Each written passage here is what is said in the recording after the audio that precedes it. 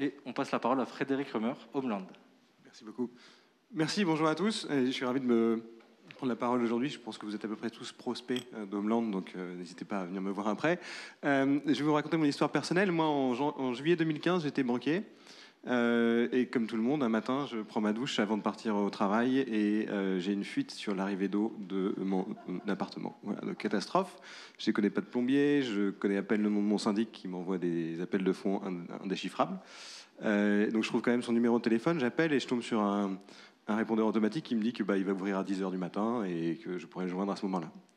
Je patiente, j'ai des seaux d'eau, voilà, vous voyez le process. À 10h du matin, je rappelle, et là, je tombe sur un autre répondeur automatique qui me dit qu'il est plein de messages, mais que je peux quand même essayer de laisser le mien et qu'on me rappellera un jour.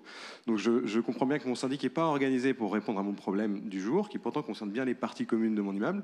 Et donc je trouve un plombier sur Internet en étant absolument sûr, parce que j'ai vu Capital le dimanche d'avant, que j'allais me faire escroquer. Mais bon, j'avais pas tellement d'autres solutions, quoi. Et là, j'ai commencé à m'intéresser à ce secteur de l'administration de biens, et c'est vrai que c'est un métier difficile. Et puis on est reparti d'une page blanche. Donc en 1er janvier 2016, 6 mois plus tard, j'étais passé de banquier à syndic, avec absolument aucune idée de ce qui m'attendait. Et en revanche, on s'est dit, OK, il y a deux choses qui ne fonctionnent pas a priori dans ce marché. La première, c'est l'organisation traditionnelle des entreprises qui font ce métier.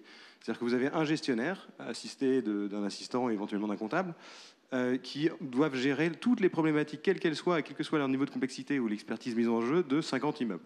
Donc déjà, c'est compliqué d'avoir la même personne qui suit un projet juridique ou qui suit un projet technique. C'est pas le même bagage, pas les mêmes expériences. Je me dis, il y a un truc qui marche pas. Et l'autre, c'est que j'ai regardé leur logiciel et j'avais l'impression qu'ils travaillaient avec un Minitel. Donc en fait, d'ailleurs, ils le laissaient de côté et puis en général, ils se cachaient derrière des dossiers papier comme ça, ce qui n'est pas hyper facile quand on veut après partager de l'information avec des clients qui n'ont absolument aucune idée de ce que fait le syndic toute la journée et qui attendent l'Assemblée Générale pour aller lui taper dessus tous les ans. Donc on a innové de deux façons. La première, c'est qu'on a constitué autour de nous une équipe d'experts sur chacune des verticales qui sont mises en jeu dans la gestion de copropriété, donc les travaux, le juridique, les sinistres, la comptabilité, etc.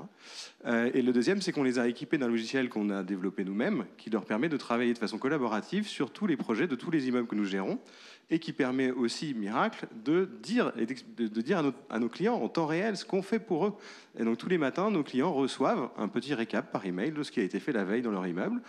Quand on y signale une panne ou une fuite d'eau, etc., ils voient qu'on prend leur projet en charge, et comme sur à peu près toutes les interfaces clients auxquelles on est tous habitués, vous voyez l'évolution de la vie du projet, du ticket, etc., jusqu'à ses résolutions.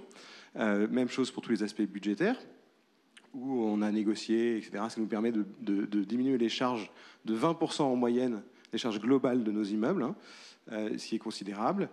Et puis le digital, ça nous permet aussi d'aller plus loin sur être au chevet technique de l'immeuble, monitorer l'immeuble et aller améliorer sa performance énergétique, etc. Et c'est un sujet sur lequel Homeland est également extrêmement engagé. Formidable. Merci. Et je voudrais ajouter, si vous le permettez, c'est qu'on observe souvent chez les syndics une absence de techniciens.